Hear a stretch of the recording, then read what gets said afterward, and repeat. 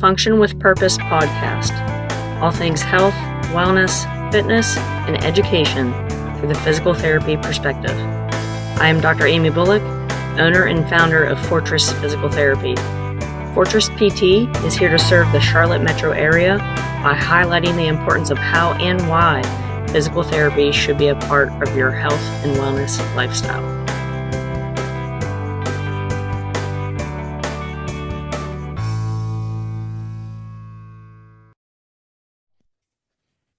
Here we go. Welcome to Season 12, Episode 8 of the Function with Purpose podcast. I'm Dr. Amy, your host today, owner and founder of this podcast, Function with Purpose, and I also own Fortress Physical Therapy, which is a cash-based physio clinic located in the South Charlotte, North Carolina area. So if you're around, stop on by, check it out. The powers in the patient on what and who they want to build physiotherapy journey with. So, okay, we are on the last episode of Season 12. So, this is a continuation of a two-part series. This is part 2 of 2.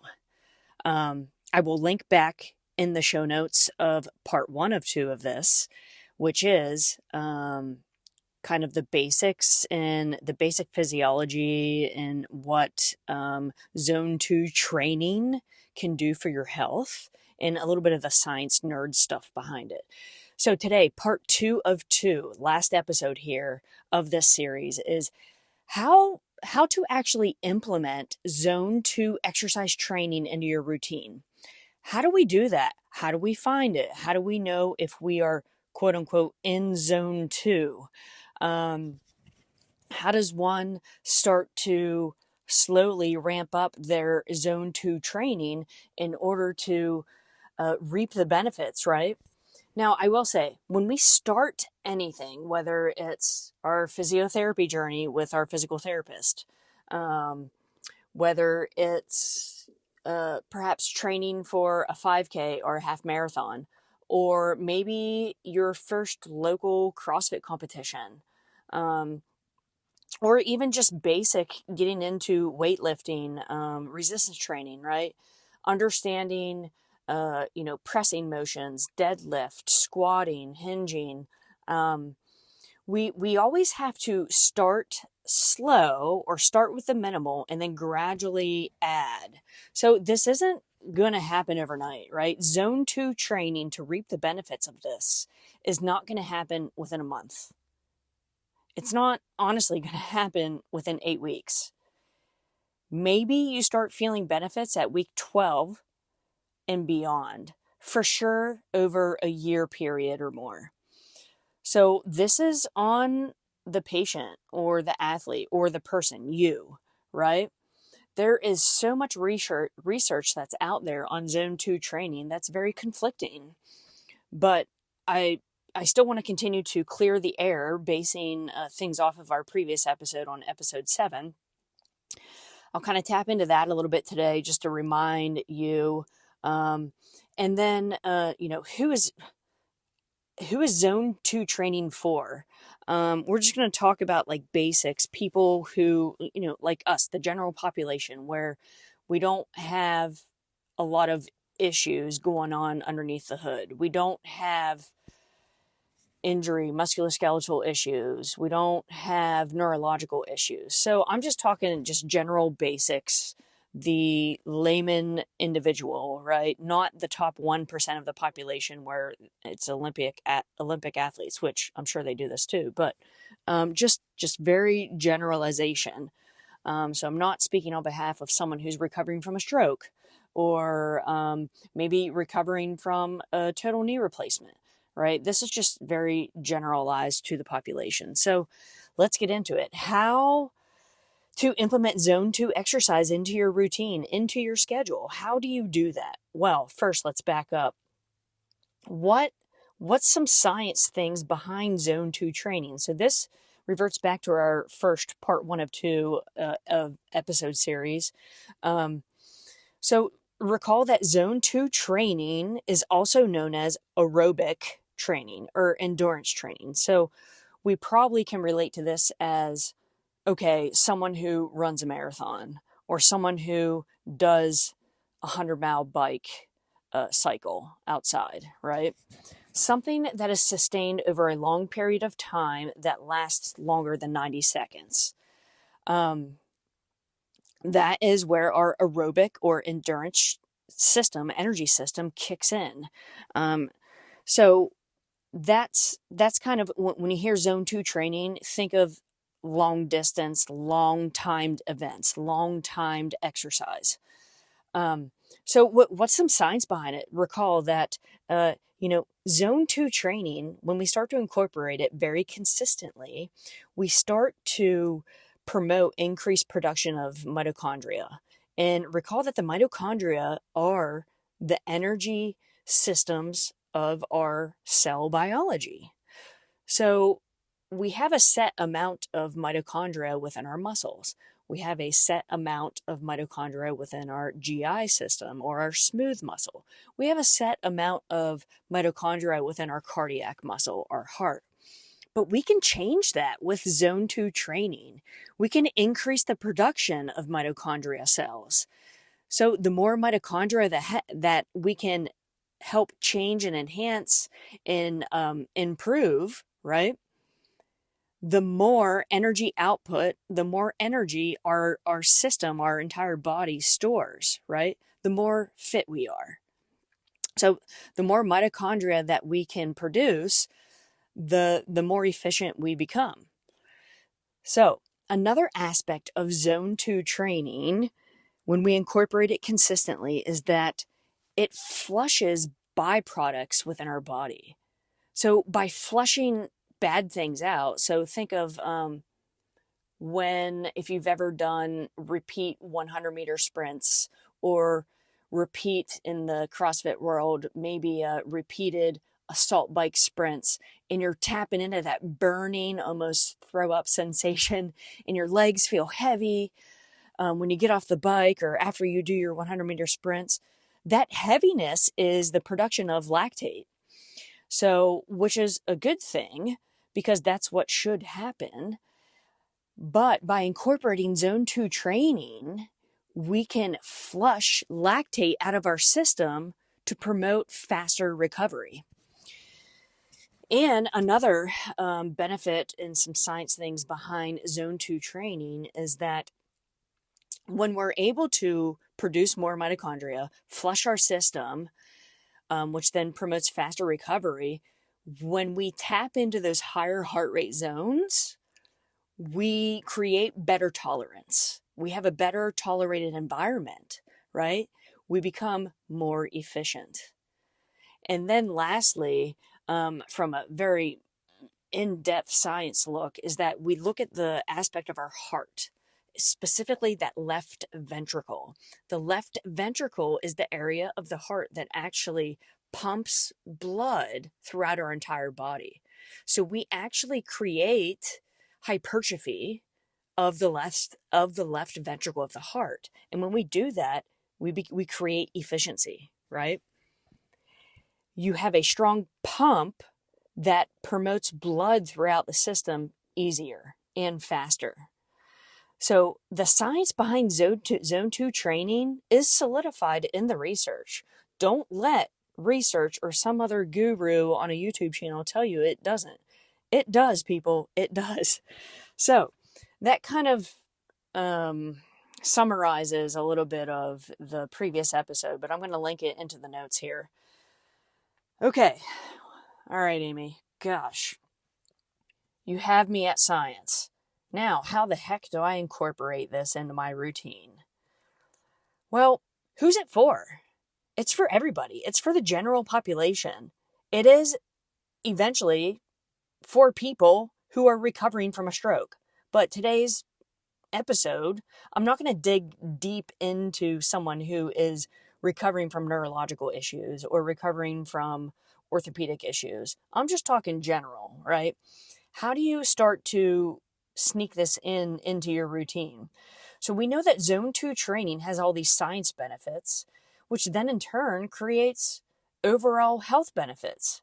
and we improve longevity. We improve lifespan. If we keep stacking bricks, right? Stacking zone 2 bricks, we have a positive net outcome, right? Because that is the base layer. Metabolic health, metabolic conditioning is the base layer of the pyramid. The more wide and thick or higher that we can maintain that and promote that, everything else that stacks on top is easy, right?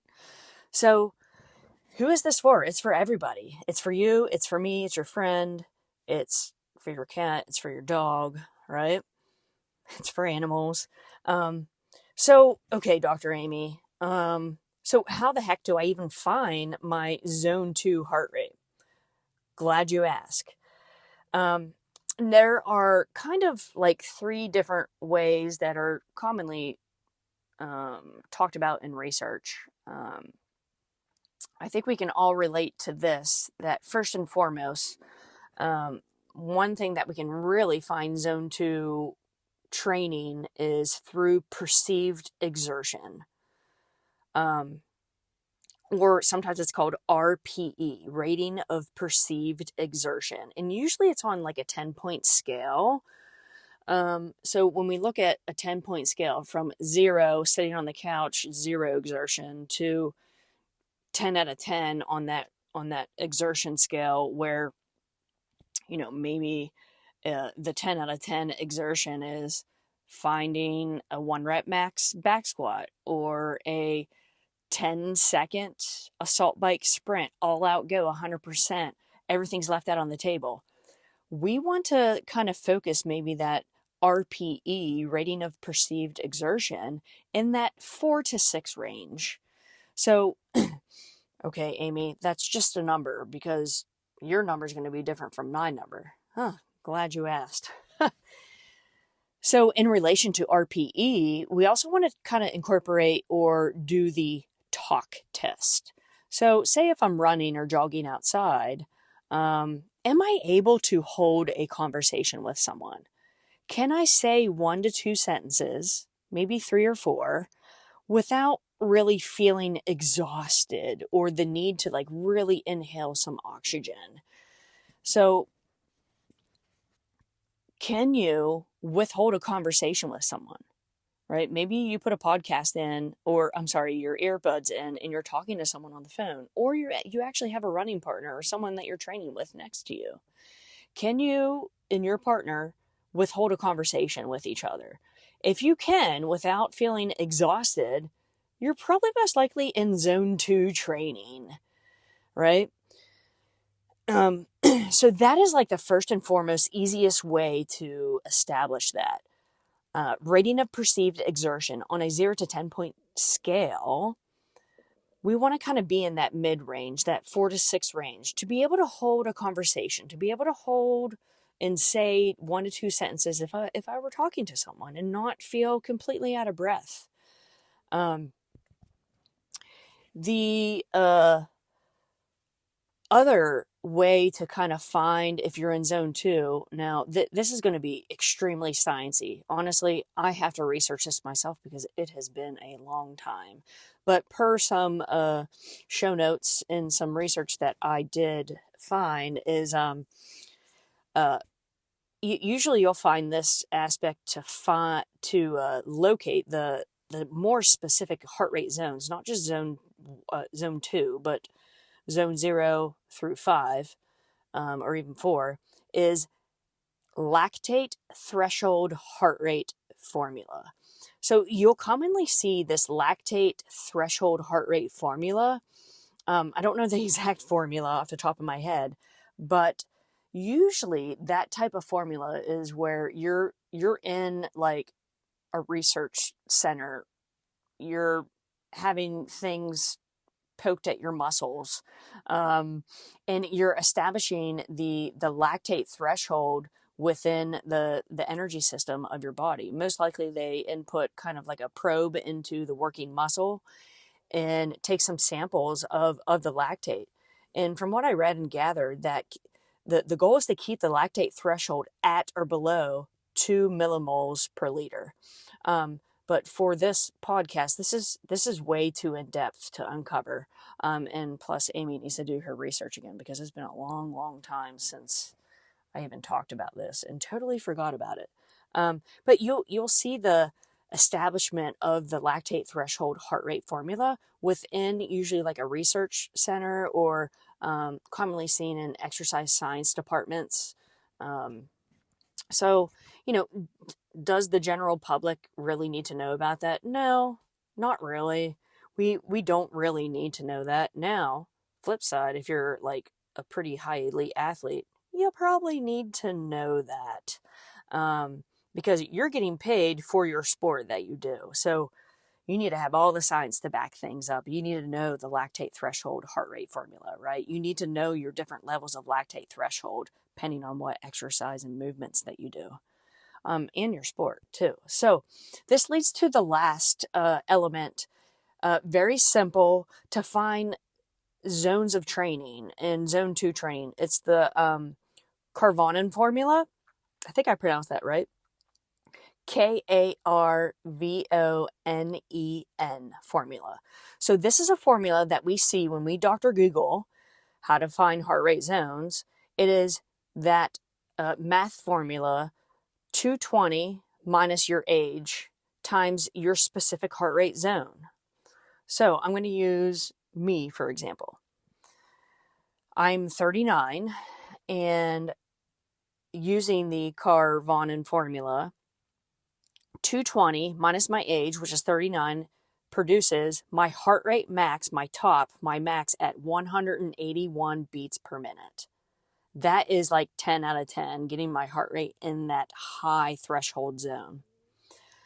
So in order for me to find zone 2, we want to tap into this heart rate percentage zone area between 60 and 70% of that heart rate max.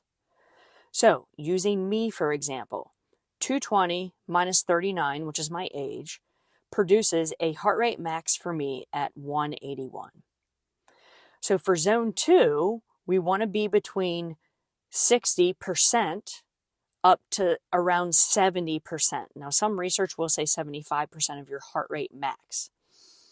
So my ranges from, for zone 2 specifically, 108 to 126 beats per minute. That is equivalent to 60 to 70% of my heart rate max. Does that make sense? So if you were to bust out a piece of paper or a whiteboard, you're going to put 220 minus your age times or multiply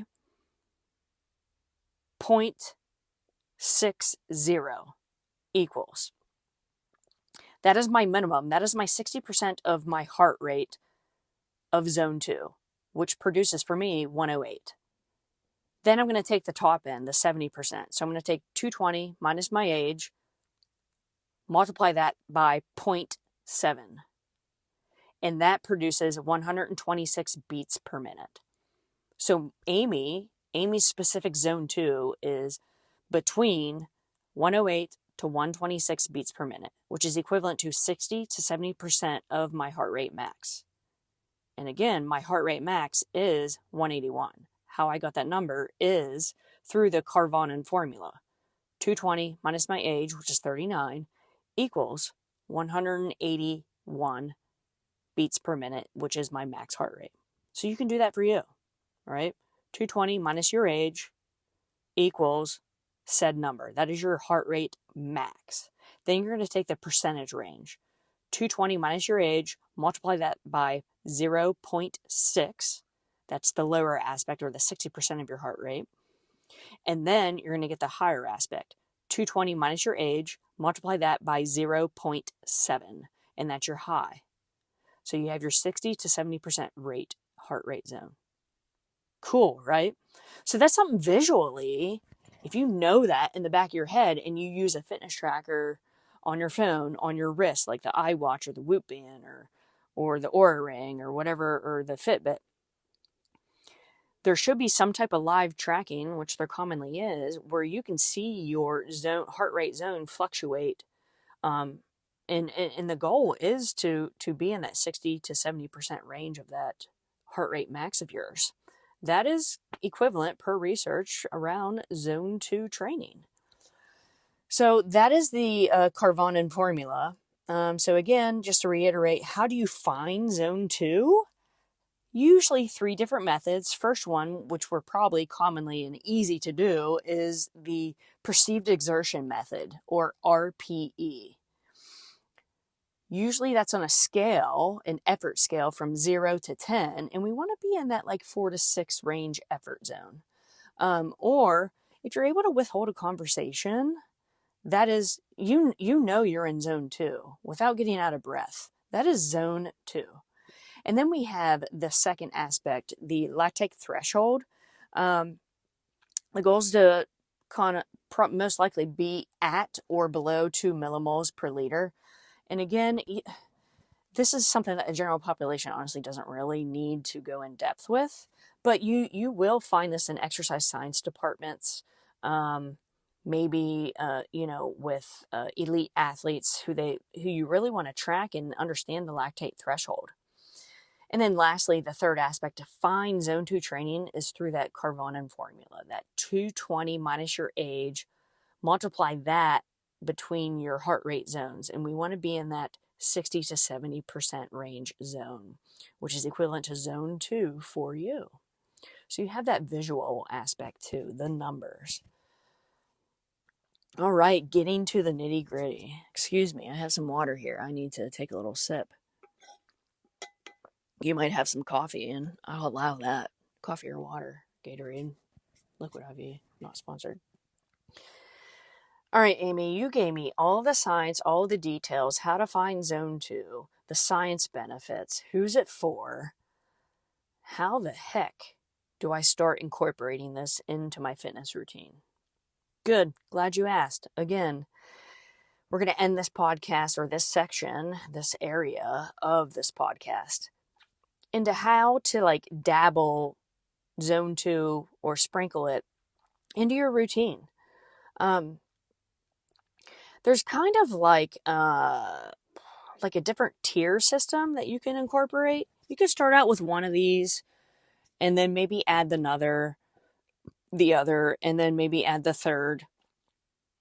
Or you can just keep it simple, stick with one, and then add another day of that same one, and then another. So I like to say zone 2 titration.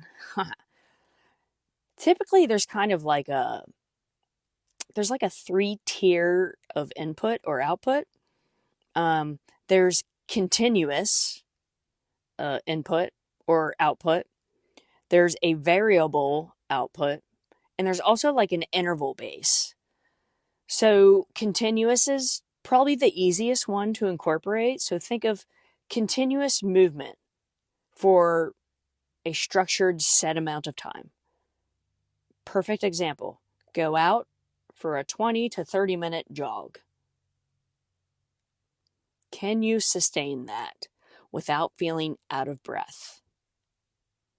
Can you sustain that and be able to say 1 to 2 sentences? Can you sustain that jog outside and be within your heart rate zone? That's hard to do. I can do the RPE, but really trying to get my heart rate in that specific zone 2 is pretty dang hard to do. Still to this day. So I think the first tier is super easy, super achievable, very accessible, is doing some type of continuous monostructural movement for a set amount of time. Maybe it's 30 minutes. I like that 30-minute. Maybe it's just like riding the assault bike or your rower to be able to hold a conversation for 30 minutes. Consistent, right? That's probably personally where I would start. I would do a continuous monostructural movement, aerobic movement. So bike, row, ski erg, run, jog, hike, walk on the greenway, that type of deal. That's like super achievable. The second tier I want to speak about is variable. So continuous movement throughout a specific time frame. So here's a good example. I like this. I've been doing stuff like this for probably like 7 years now. Variable continuous movement. So say if you were to do a 30-minute assault bike at your zone 2, or ability to say 1 to 2 sentences. You're going to start on the bike from 0 to 5 minutes. You're going to be biking. At that 5-minute mark, you're going to get off the bike and maybe perform a 30-second elbow plank into a 200-foot farmer's carry. And then you get back on the bike and you continue biking at a consistent pace that you can withhold a conversation. And then at that next 5-minute mark, or in this case, 10-minute, you're going to perform those 2 said movements again. A 30-second elbow plank into a 200-foot farmer's carry.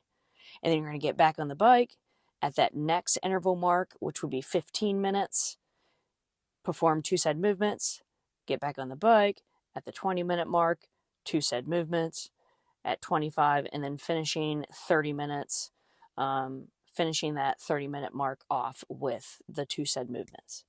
So that is like a variable, right? You can have 2 different blocks of that. Maybe it's 20 minutes of assault bike. Every 5 minutes you get off and do a movement.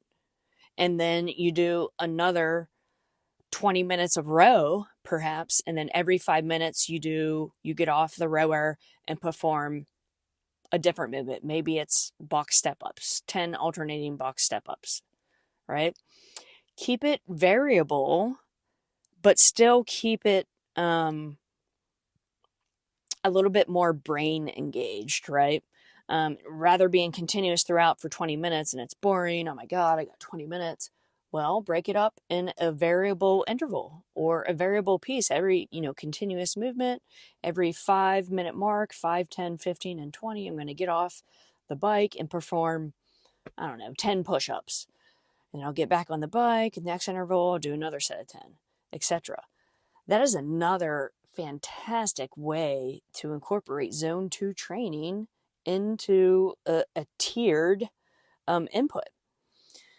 So first tier, continuous, second tier, a variable input, and then third tier, interval base.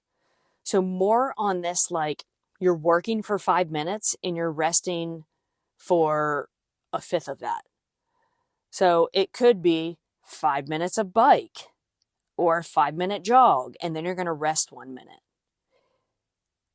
And then you're going to do 5 minutes of biking and then rest a minute. Or it might be a 5-minute jog and then rest a minute, right? It's actually timed interval based where you're doing said work and then you're going to rest for like a fifth or a third of that. Like literally you're resting, getting your heart rate back down. It could be, in that 5-minute block, maybe you do 2-minute jog and then you're going to do 20 kettlebell swings into 10 hand release push-ups within that 5-minute block, right? And then you're resting about a fifth or a third of that. Or if you look at it like a work to rest ratio, it's a 5-to-1, or maybe like a 5-to-2.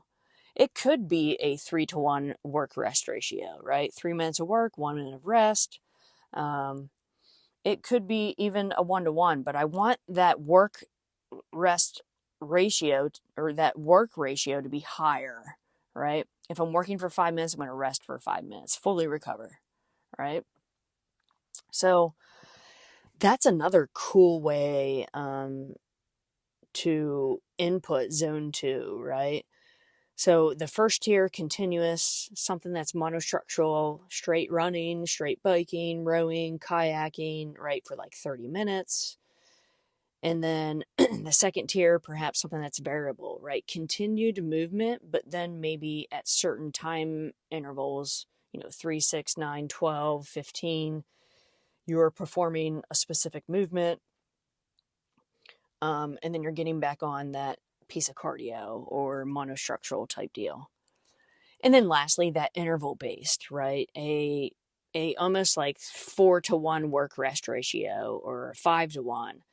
I would probably keep it minimum of a 3-to-1 work rest ratio, meaning you're working 3 times as long as your rest period, whatever your rest period may be. So that interval base.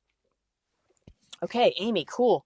You gave me all these tiers. You gave me all the science. You gave me who it's from or who this is for and how to find my heart rate zone. How do I sprinkle it in throughout my week?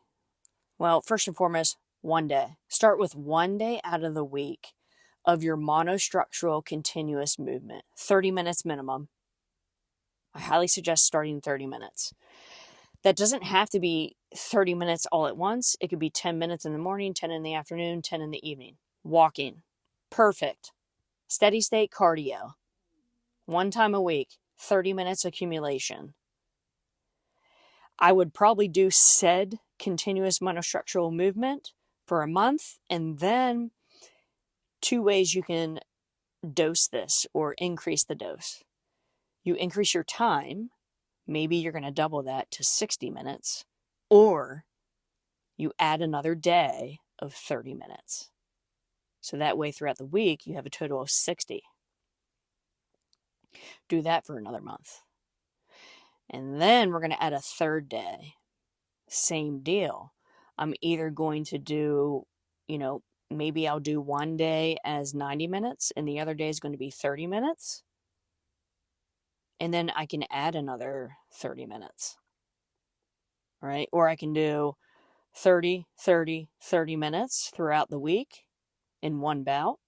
So there's different ways that you can incorporate this, but I would give your body the time to feel it, to experience what zone 2 feels for you. I would start minimal, 30 minutes of just walking, or maybe it's a light jog, or it is the assault bike, just recover type deal with hold a conversation. Do that for about a month or so, and then you're going to add another day, or you are going to increase your time on that continuous movement. Maybe it's 60 minutes on the bike or a 60-minute outdoor jog. That's how you do it. Now, going back to what I said at the beginning of this podcast, thanks for hanging in there. We're wrapping up here. You're not going to feel it. You're not going to feel a significant change within like 8 weeks, 12 weeks, maybe 12 weeks. You have to stack the bricks. Start out low or start out slow and then get consistent. We definitely, now what I do personally, I do 1, 2, 3. I do perform 3 days out of the week, if not 2 for sure, of some type of zone 2. Usually it's like running, or it's the continuous tier input, or it's the variable tier input. That's usually how I incorporate zone 2. All right. And I've been doing this for probably like 4 years now, and it's awesome. It is so robust. You feel more healthy. You feel less stressed. Your body recovers. And it's literally all the science stuff that I've named at the beginning and on the previous episode. It will take time, but I'm going to end this podcast with the famous quote that I heard from Nick Bear on his podcast or his YouTube channel. If it matters to you, you will make time for it. And I don't know about you, my health, wellness, fitness, and recovery is worth it for me. And I want to try to change my longevity and lifespan trajectory for the better. Heck yeah, I want to live till I'm in my 90s, but still be mobile, strong, confident, not at fall risk. Right? If it matters to you, you will make time for it. So, If you want to start building more robustness, it's time to start doing your research. And I'm here for you. And Zone 2 can be a great way to start to build that foundation of health and cardio and cardiovascular fitness, which translates over to more and better longevity. If it matters to you, you will make time for it.